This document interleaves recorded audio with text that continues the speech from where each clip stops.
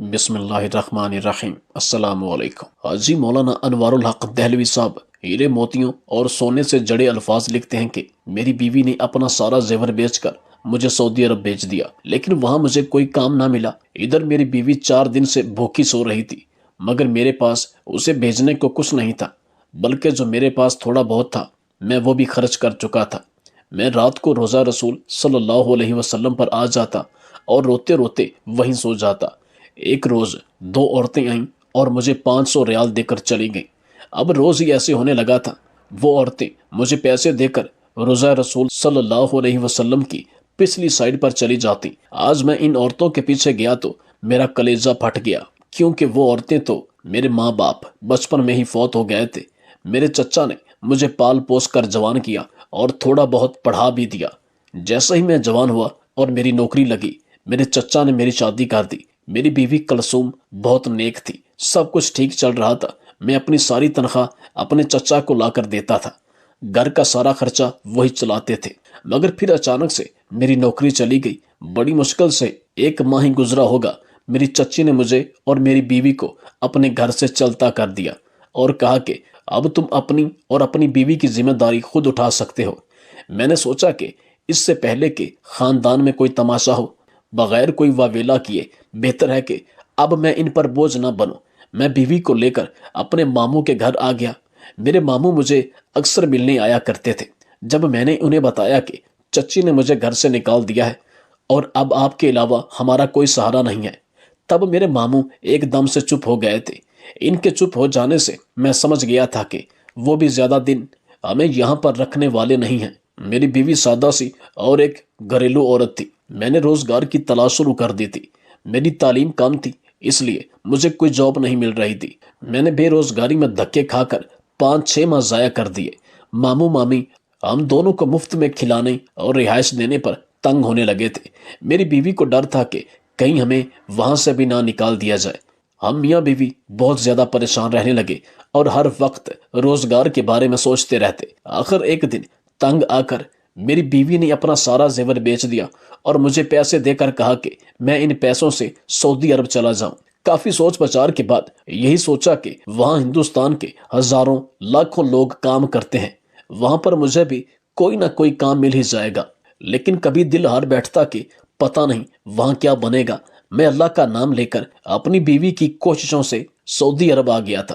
مجھے یقین تھا کہ اب مجھے نوکری مل جائے گی، لیکن یہاں بھی وقت اپنے آپ کو دہرا رہا تھا۔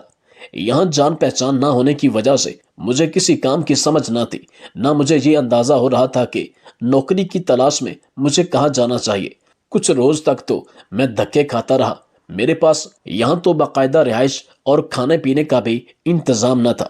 لاکھ کوششوں کے باوجود جب مجھے کوئی روزگار نہ ملا تو میں روزہ رسول صلی اللہ علیہ وسلم پر چلا گیا۔ سارا دن میں وہاں پڑا رہتا اور عبادت کرتا رہتا۔ میں نے یہاں آنے کا مقصد بھلا دیا اور نوکری کی تلاش بھی ترک کر دی۔ اور پھر میری زندگی میں کچھ ایسے واقعات ہوئے جنہوں نے مجھے پورا ہلا کر رکھ دیا۔ میرے ساتھ ایسے انوکھے کام ہوئے جنہوں نے کئی بار میرے رونگٹے کھڑے کر دیے تھے۔ مجھے یہاں قیام کیے 10واں روز تھا۔ ایک رات مجھے ایسا محسوس ہوا جیسے کوئی بہت غور سے مجھے دیکھ رہا ہے۔ میں نے اس احساس کے آتے ہی نظر ارد گرد دوڑائی، مگر کوئی میری طرف متوجہ نہیں تھا۔ مگر اگلے روز پھر سے ویسا ہوا۔ مجھے یہ احساس بری طرح چبھتا تھا جیسے کوئی بہت قریب سے مجھے دیکھ رہا ہے۔ اب ہر دن اور ہر رات مجھے خود پر کسی کی نظریں جمی ہوئی محسوس ہوتی رہتی۔ کئی دن ایسا چلتا رہا تو میں تنگ آ گیا اور یہ مان لیا کہ مجھے صرف وہم ہو رہا ہے۔ ظاہر ہے یہاں سب عبادت کرنے آتے ہیں، کسی کے پاس اتنا وقت نہیں تھا کہ مجھے دیکھتا۔ انہی دنوں مجھے وہاں پر ایک نیک آدمی ملا۔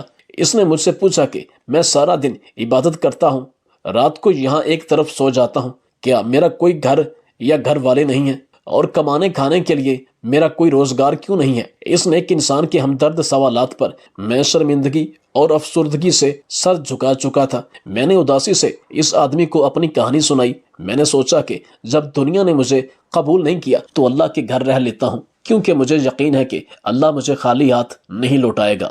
میری بات پر اس آدمی نے نرمی سے ہی مسکرا کر میرا کندھا تھپکایا اور بولا کہ بے شک اللہ اپنے بندوں کو کبھی خالی ہاتھ نہیں لوٹاتا، مگر یاد رکھو کہ اب تمہارے لیے یہاں منو سلوا بھی نہیں اترنے والا ہے۔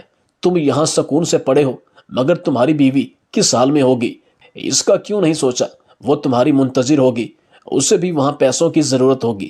اس کا واحد سہارا تم ہو اور تم یہاں مایوسی سے بیٹھ گئے ہو۔ مجھے اس مرد نے سمجھایا تھا کہ اللہ محنت کا صلہ ضرور دیتا ہے، اس لیے مجھے محنت کرنی چاہیے۔ میں سر جھکائے اس آدمی کی باتیں سن رہا تھا۔ اس کی باتیں میرے دماغ میں بیٹھ بھی رہی تھی، مگر میری مایوسی میری محنت پر حاوی ہو رہی تھی۔ اس آدمی نے مجھے بتایا کہ میں پچھلے کئی روز سے تمہیں دیکھ رہا ہوں، آج رہ نہیں پایا تو مجبوراً تمہیں سمجھانے کے لیے تمہارے پاس چلا آیا۔ اس کی بات پر میں چونک گیا۔ مجھے لگا کہ پچھلے کئی روز سے مجھے جس انسان کی نظریں محسوس ہوتی ہیں وہ یہی مرد ہوگا۔ وہ مرد اچانک مجھ سے بولا کہ آج تم میرے ساتھ میرے گھر چلو، میں تمہیں گھر کا کھانا کھلانا چاہتا ہوں۔ میں اس مہربان آدمی کی بات پر جذباتی سا ہو گیا تھا۔ دنیا میں اب بھی اچھے لوگ موجود ہیں جن کی وجہ سے دنیا قائم ہے۔ وہ مرد بھی مجھے لاوارث اور اکیلا دیکھ کر مجھ پر شفقت لوٹانے لگا تھا۔ میں اس مرد کے ساتھ اس کے گھر پہنچا۔ اس کا گھر قریب ہی تھا۔ اس کے گھر میں میرا بہت ہی اچھا استقبال ہوا۔ مجھے اندازہ ہوا کہ عربی لوگ بہت زیادہ مہمان نواز ہوتے ہیں۔ اس مہربان مرد کی بیوی اور 2 بیٹے بھی مجھے بہت اچھے سے ملے تھے۔ ان کے گھر بہترین کھانا کھاتے ہی مجھے نیند ستانے لگی۔ میں نے اپنی بند ہوتی آنکھوں کو بامشکل کھول کر ان سے درخواست کی کہ اب مجھے نیند ستا رہی ہے، اس لیے میں واپس جانا چاہتا ہوں۔ میری اس بات پر وہ سب گھر والے مجھے اپنے گھر رکنے پر اصرار کرنے لگے۔ میں ان کی مہمان نوازی پر شرمندہ ہو رہا تھا۔ مجھے محسوس ہوا کہ جیسے میں ان پر بوجھ بن رہا ہوں، اس لیے میں نے نرمی سے ان کی یہ آفر قبول کرنے کا فیصلہ کیا، مگر ان سب نے بہت اپنائیت سے مجھے ایک رات کے لیے اپنے گھر روک لیا۔ رات کو انہوں نے مجھے اپنے گھر کے اوپر والے حصے میں موجود ایک چھوٹے سے کمرے میں جگہ دے دی۔ اس نہایت چھوٹے کمرے کے ساتھ کھلی چھت تھی۔ گرمی کا موسم تھا اور کھلی چھت پر ٹھنڈی ہوا چل رہی تھی، اس لیے میں نے کھلی چھت پر پڑے ایک تخت پر چادر بچھائی، اسی پر سو گیا۔ رات کے کسی پہر مجھے محسوس ہوا جیسے تیز بارش ہو رہی ہے۔ مجھ پر پانی کی بوچھاڑ بھی ہو رہی تھی۔ میں اس قدر گہری نیند سویا کہ مجھے کچھ ہوش ہی نہ رہا۔ میری اگلی صبح آنکھ کھلی تو میں باہر صحن کی بجائے کمرے میں پڑا ہوا تھا اور کمرے کا دروازہ اچھے سے بند تھا۔ میں بری طرح سے ٹھٹک گیا تھا۔ مجھے اچھے سے یاد تھا کہ میں رات کے وقت باہر صحن میں سویا تھا اور اس کے بعد اب جاگ رہا تھا۔ میرا اس کمرے میں موجود ہونا مجھے پریشان کر گیا تھا۔ آج کل جیسے حالات و واقعات میں دیکھ اور سن رہا تھا، اس کے بعد تو مجھے کچھ زیادہ ڈر سا محسوس ہوا تھا۔ میں بظاہر دنیا کے لیے صرف ایک بے وقوف اور جوان لڑکا تھا، مگر حالات نے مجھے دماغی طور پر وقت سے پہلے بڑا کر دیا تھا۔ میں اٹھ کر نیچے پہنچا تو گھر خالی پڑا ہوا تھا اور اس کے مکین غائب تھے۔ میں نے سامنے کچن کی طرف نظر دوڑائی تو مجھے شیلف پر ایک بڑا سا کاغذ نما گتا نظر آیا جس پر اردو میں کوئی تحریر لکھی ہوئی تھی۔ اس پر لکھا تھا کہ ہم سب شام کو گھر لوٹیں گے، میرے لیے ناشتہ کچن میں پڑا ہوا ہے، اور ساتھ یہ بھی لکھا تھا کہ اگر میں مزید رکنا چاہوں تو کھانا کھا کر آرام کر سکتا ہوں۔ مجھے یہ بات عجیب لگ رہی تھی۔ اب مجھے بھوک بھی نہیں لگ رہی تھی کیونکہ میرا جسم بوجھل پن کا شکار ہو رہا تھا اور مجھے ایسا محسوس ہو رہا تھا جیسے میرا گلا بھی خراب ہو رہا ہے۔ میں فوری اس گھر سے نکل کر روضہ رسول صلی اللہ علیہ وسلم پر پہنچ گیا۔ رات تک مجھے تیز بخار ہو چکا تھا اور میرا جسم پوری طرح ٹوٹ رہا تھا۔ میں وہاں ایک طرف اپنی جگہ پر پڑا رہا اور سوچتا رہا کہ آخر ان لوگوں نے مجھے کھانے میں ایسا کیا دیا کہ میری یہ حالت ہو گئی ہے، اور رات کو میں کمرے میں کیسے پہنچ گیا۔ میں 2 دن ایسا ہی بخار میں پڑا رہا اور وہاں مسجد میں آئے لوگ ہمدردی میں مجھے کھانے پینے کو کچھ نہ کچھ دے دیتے۔ میں نے اس مہربان مرد کو دوبارہ نہیں دیکھا تھا۔ مجھے لگا کہ وہ یقیناً کوئی دھوکے باز انسان تھا جو دھوکے سے مجھے اپنے گھر لے گیا تھا، مگر میرے لیے حیرت کی بات تو یہ تھی کہ میرے پاس ایسا کوئی خزانہ بھی نہیں تھا جسے لوٹنے کے لیے مجھے بہکایا جائے۔ ابھی میں اس مرد کے بارے میں برا بھلا سوچ رہا تھا کہ تیسرے روز وہ مرد مسجد میں چلا آیا اور مجھ سے مل کر بولا کہ اس کی بیوی کا ایکسیڈنٹ ہو گیا تھا جس کی وجہ سے ان سب کو ہسپتال جانا پڑا تھا۔ وہ میرے لیے فکر مند ہو رہا تھا اور مجھ سے پوچھ رہا تھا کہ اس روز میں ناشتہ کیے بغیر کیوں آیا، جبکہ میں کاغذ پر تحریر بھی پڑھ چکا تھا۔ میں نے بیزاری سے سر جھٹک کر کہا کہ میں اس کا شکر گزار ہوں، اس نے مجھے ایک رات مہمان ٹھہرایا، مگر مجھے اس کے ساتھ مزید تعلقات بنانے میں کوئی دلچسپی نہیں ہے۔ میرا اکھڑا لہجہ اس مرد کو مایوس کر گیا تھا اور وہ آہستگی سے مسکرا کر وہاں سے چلا گیا۔ مجھے اس کے لیے عجیب محسوس ہو رہا تھا، مگر میں نے اسے جانے دیا کیونکہ مجھے یقین تھا وہ برا انسان ہے اور اس کے گھر میرے ساتھ کچھ غلط ضرور ہوا تھا۔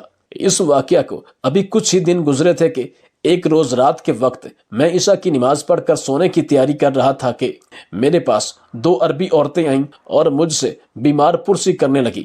میں حیرت سے انہیں دیکھ رہا تھا کیونکہ میں انہیں نہیں پہچان پایا تھا۔ میں نے حیران اور الجھے ہوئے لہجے میں انہیں جواب دیا، مگر ان کی اگلی حرکت نے مجھے مزید حیرت میں دھکیل دیا۔ جب وہ میرے جواب دینے پر مطمئن ہو کر اٹھ کھڑی ہوئیں اور مجھے پیسے پکڑا کر وہاں سے چلی گئیں، میں حیرت زدہ تھا۔ انہیں جاتا دیکھ رہا تھا۔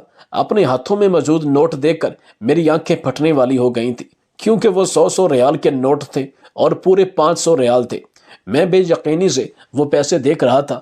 مجھے لگا کہ شاید انہوں نے مجھے لاوارث سمجھ کر اتنے پیسے دیے ہیں، مگر جو بھی تھا یہ پیسے میری ضرورت تھی اور بن مانگے مجھے مل چکے تھے، اس لیے میں نے بھی سنبھال کر رکھ لیے اور اگلی صبح ایک نئے عزم کے ساتھ اپنے لیے کوئی مناسب روزگار تلاش کرنے لگا تھا۔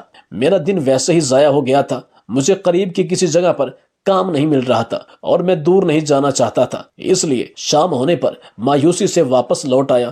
رات ہوئی تو وہی 2 عورتیں میرے پاس آئیں۔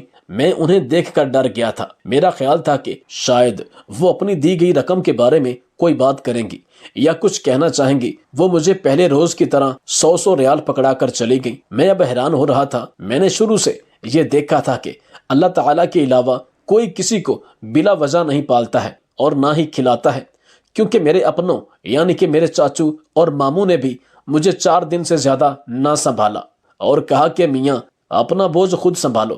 میں سوچ میں پڑ گیا کہ ان عورتوں کا بلا وجہ مجھے پیسے دے کر جانا بھی مجھے حیرت میں مبتلا کر رہا تھا۔ یہ رقم بھی معمولی نہیں تھی کہ اسے بھیک ہی سمجھ لیتا۔ پہلے تو میں یہ سوچ سوچ کر پریشان ہوتا رہا، پھر اسے اللہ کی مدد سمجھ کر خوش ہو گیا۔ یہ سلسلہ پھر ان دنوں پر ہی نہیں رکا، بلکہ ایسا لگاتار روزانہ ہونے لگا۔ وہ عورتیں رات کو آتی اور مجھے 100 ریال پکڑا کر وہاں سے چلی جاتی۔ میں نے بہانے سے وہاں پر موجود رہنے والے ارد گرد کے لوگوں سے ان عورتوں کے بارے میں پوچھا تو انہوں نے جو جواب دیا وہ میرے رونگٹے کھڑے کر گیا تھا۔ میں بکھلایا ہوا سب لوگوں سے پوچھنے لگا، مگر مجھے سب سے ایک ہی جواب ملا تھا، جسے سن کر میرا وجود کانپنے لگا تھا۔ اگلے روز میں ان عورتوں کے آنے سے پہلے ایک جگہ جا کر چھپ گیا تاکہ وہ عورتیں مجھے نہ دیکھ پائیں، کیونکہ میں ان کے منہ پر کچھ نہیں کہہ سکتا تھا۔ پچھلے 10-15 روز سے روزانہ ان سے پیسے لے رہا تھا اور ان پیسوں کو بھی میں بار بار چیک کر چکا تھا اور بالکل وہ اصلی نوٹ تھے۔ میں صفائی کے بہانے ایک طرف چھپا ہوا تھا۔ مجھے تب اچانک سے جھٹکا لگا جب وہ عورتیں چھپی ہوئی جگہ پر بھی مجھے ڈھونڈتے ہوئے آن پہنچی تھی۔ ان کے سامنے آنے پر میں اتنا خوف زدہ ہوا کہ خاموشی سے اپنی جگہ جم کر کھڑا ہو گیا۔ ان عورتوں نے مجھے پیسے پکڑائے اور وہاں سے چل پڑی۔ میں پیسے لے کر وہیں سر پکڑ کر بیٹھا تھا۔ مجھے یقین ہو گیا کہ واقعی مجھے یہ رقم خواہ مخواہ نہیں دی جا رہی تھی۔ میں یقیناً کسی بڑی مشکل کا شکار ہونے والا تھا اور میں اس سے پہلے ہی کہیں چھپ جانا چاہتا تھا، مگر میں ایسا نہیں کر پا رہا تھا۔ اس سب کے باوجود میرے اندر ان پیسوں کا لالچ پیدا ہو رہا تھا۔ میں اپنے وطن میں بے روزگاری کا شکار رہا تھا اور اتنی دور سے سفر کر کے آنے کے بعد بھی میری بد نصیبی پر کوئی فرق نہیں پڑا تھا۔ میں جب سے یہاں پر آیا تھا روزانہ روزہ رسول صلی اللہ علیہ وسلم پر رو رو کر سویا کرتا تھا، دعا مانگتا تھا کہ اللہ تعالیٰ میری ہر مشکل حل کر دے، مگر میرے ساتھ یہ سب کیا ہو رہا تھا مجھے کچھ بھی سمجھ نہیں آ رہا تھا۔ میں نے اس رقم کا ایک بڑا حصہ اپنی بیوی کو بھیج دیا اور فون کر کے اس کی خیریت دریافت کی تو وہ خوشی سے نہال ہو رہی تھی اور بولی کہ ایسے ہی محنت کرتے رہو، اللہ تمہیں جلد کامیابی دے گا۔ میں اپنی بیوی کی دعاؤں پر مایوس سا ہو گیا تھا۔ میں اسے کیا بتاتا کہ میں اب بھی کوئی کام ڈھونڈ نہیں پا رہا تھا اور یہ پیسے میں 2 عجیب عربی عورتوں سے لے رہا تھا۔ مجھے وہ مرد وہاں پر روز نظر آتا جو مجھے اپنے گھر لے گیا تھا۔ میں نے کئی مرتبہ محسوس کیا جیسے وہ مجھے دیکھتا رہتا تھا اور میرا جائزہ لیتا رہتا تھا۔ ایک روز وہ مجھے ملا اور بولا کہ میں تم سے ضروری بات کرنا چاہتا ہوں۔ بات تمہارے روزگار کے متعلق ہے۔ شاید وہ میرے لیے کوئی نوکری تلاش کر چکا تھا۔ میں نے سنا تو صاف انکار کر دیا۔ جانتا تھا کہ میرے دل میں صرف یہی خوف تھا کہ میں اس مرد کے ہاتھوں کھلونا نہ بن جاؤں یا میرے ساتھ وہ کچھ غلط نہ کر ڈالے۔ جبکہ دوسری جانب میں ڈرنے کے باوجود ان انجان عورتوں سے روزانہ پیسے وصول کیے جا رہا تھا۔ اور غربت ایسی چیز ہے جو اچھے بھلے انسان کو بھی بے وقوفیوں پر اکسا دیتی ہے، اور میں ایسے حالات دیکھ چکا تھا۔ اور پھر میں تو ایک مجبور اور لاچار سا لڑکا تھا جسے اپنی ماں کے لیے پیسہ چاہیے تھا۔ میں نے اپنے دل کو مطمئن کرنے کے لیے عبادت کے ساتھ ساتھ کام کرنا شروع کر دیا۔ وہیں کی صفائی ستھرائی اور نمازیوں کو پانی پلانا وغیرہ ایسے کام کر کے میں خود کو تسلی دینے لگا تھا کہ ان عورتوں سے ملنے والا پیسہ میری اس محنت کا صلہ ہے۔ مگر ایک روز وہ عورتیں میرے پاس آئیں تو میرے ساتھ کچھ لوگ بیٹھے ہوئے تھے۔ وہ جھجک کر دور رک گئیں اور میں اٹھ کر ان کے پاس پہنچ گیا۔ انہوں نے مجھے پیسے دیے اور چلی گئی۔ میں پیسے گننے میں مصروف ہو گیا۔ ان نمازیوں نے میری طرف دیکھ کر حیرت کا اظہار کرتے ہوئے جو جملے بولے وہ مجھے جی جان سے لرزا کر رہ گئے تھے۔ میں نے وہ پیسے اپنی جیب میں چھپا کر رکھے اور خاموشی سے اپنی جگہ پر جا کر بیٹھ گیا۔ جب اتنے زیادہ لوگوں سے ان عربی عورتوں کے بارے میں ایک جیسے جملے سنے تو میں نے سوچ لیا کہ میں ان عورتوں کی حقیقت جان کر رہوں گا۔ میں نہیں جانتا تھا کہ ان کی حقیقت میرے اعصاب کو ایسا جھٹکا پہنچانے والی تھی کہ میں کئی روز تک سنبھل نہیں پاؤں گا۔ اگلے روز شام ڈھلتے ہی وہ عربی عورتیں میرے پاس پہنچی اور معمول کے مطابق انہوں نے مجھے پیسے پکڑائے تو میں نے وہ پیسے اپنے پاس رکھ لیے۔ ان کے اٹھ جانے پر خود بھی اٹھ کھڑا ہوا۔ میں نے ذرا رک کر ان کے دور جانے کا انتظار کیا تاکہ وہ میرا پیچھا کرنے کی حرکت کو محسوس نہ کر لیں۔ وہ عورتیں روضہ رسول صلی اللہ علیہ وسلم کی پچھلی سائیڈ پر جا کر ایک طرف تیزی سے چلنے لگی۔ میں بھی کچھ فاصلہ رکھ کر ان کا پیچھا کرنے لگا۔ وہ کسی سنسان جگہ کی طرف بڑھ رہی تھی، مگر میں ہر صورت ان کی حقیقت جان لینا چاہتا تھا، اس لیے بعد دستور ان کے پیچھے جانے لگا۔ وہ عورتیں بہت دور جا کر کچھ جھاڑیاں نما جگہ سے دوسری طرف مڑ گئی تھی۔ میں بھی پیچھے چلتے ہوئے جب جھاڑیوں کے پاس پہنچا تو وہ دونوں غائب ہو چکی تھی۔ وہ مجھے بالکل نظر نہیں آ رہی تھی۔ میں ان کو تلاش کرتا رہا، مگر وہ تلاش کرنے کے باوجود مجھے نظر نہیں آئی۔ کافی دیر ہونے کی وجہ سے میں ان کے پیچھے پہنچا تھا اور وہ کہیں کھو گئی تھی۔ میں اس روز تو مایوس سا لوٹ آیا تھا، مگر اگلے روز وہ عورتیں ویسے ہی میرے پاس آئیں تو میں نے پھر سے ان کا پیچھا کیا اور اس بار فاصلہ کم رکھا تاکہ میں ان کی سچائی جان سکوں۔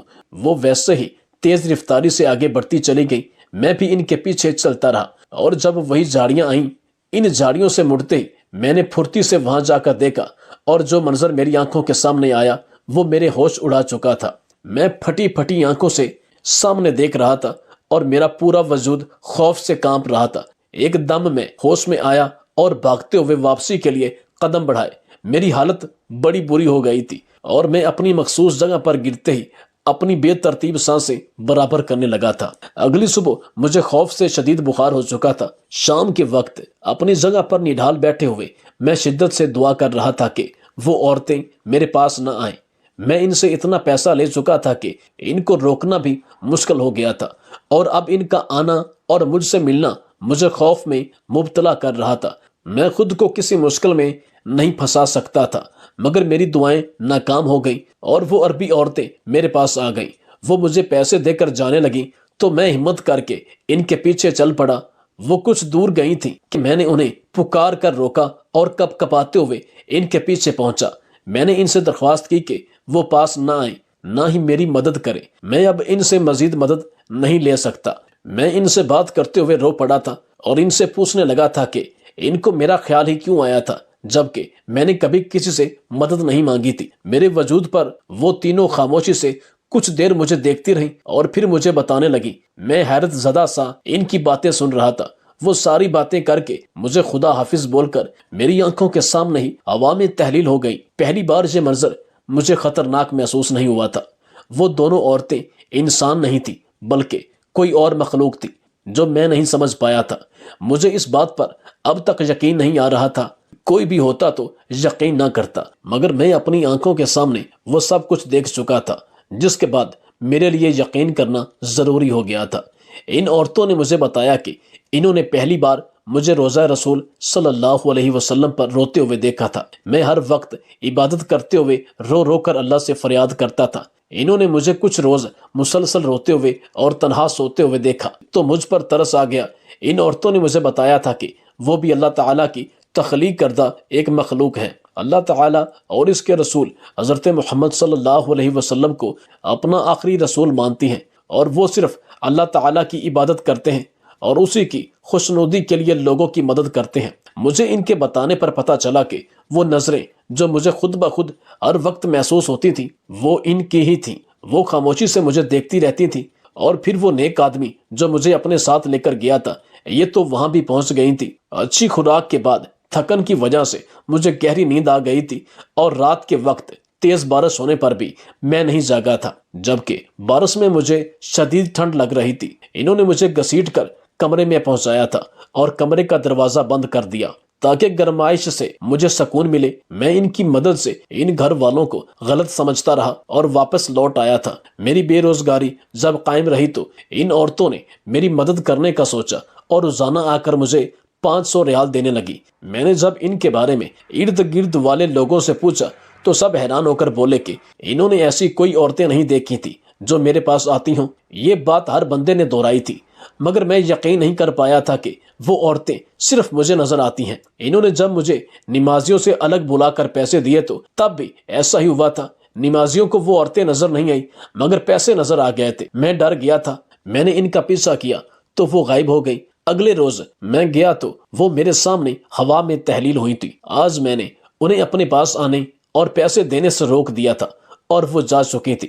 مجھے ایسا لگتا ہے کہ اگر میں خود انہیں نہ روکتا تو میں جتنا عرصہ بھی وہاں رہتا میری اسی طرح خدمت کرتی رہتی۔ اس روز کے بعد وہ مخلوق کبھی میرے پاس نہیں آئی تھی۔ میں نے اس نیک مرد سے بھی اپنے رویے کی معافی مانگی اور اسے سب بتایا تو اس نے مجھے معاف کر دیا تھا اور مجھے ایک اچھی جگہ نوکری بھی ڈھونڈ دی تھی اور یہ نوکری مجھے راس آ گئی تھی اور یہاں میں اچھی خاصی آمدنی کما رہا تھا۔ کچھ ہی عرصے کے بعد میں نے اپنی بیوی کو بھی اپنے پاس بلا لیا تھا۔ ہمیں یہاں رہتے ہوئے 10 سال گزر گئے ہیں۔ ہم دونوں نے بے شمار عمرے اور حج کر لیے ہیں۔ اس مخلوق کو دیکھ کر میرا اللہ تعالیٰ اور روز آخرت پر ایمان مزید بڑھ گیا ہے اور میں کوشش کرتا ہوں کہ جس قدر ممکن ہو سکے زیادہ پرہیزگاری اختیار کروں، اور مجھے پورا یقین ہے کہ میری جگہ کوئی بھی شخص ہو جو سچے دل سے اللہ تعالیٰ سے مدد مانگے تو اللہ تعالیٰ اپنی کسی بھی پیدا کی ہوئی مخلوق کے ذریعے آپ تک مدد پہنچاتا ہے، حتیٰ کہ آپ تصور بھی نہیں کر سکتے۔ اس لیے کہا جاتا ہے کہ اگر ایک رزق کا دروازہ بند ہو تو اللہ تعالیٰ 70 دروازے کھول دیتا ہے اور وہاں سے رزق دیتا ہے جہاں سے انسان کا گمان نہیں ہوتا، اور میرا آج اس پر یقین مکمل ہو گیا تھا۔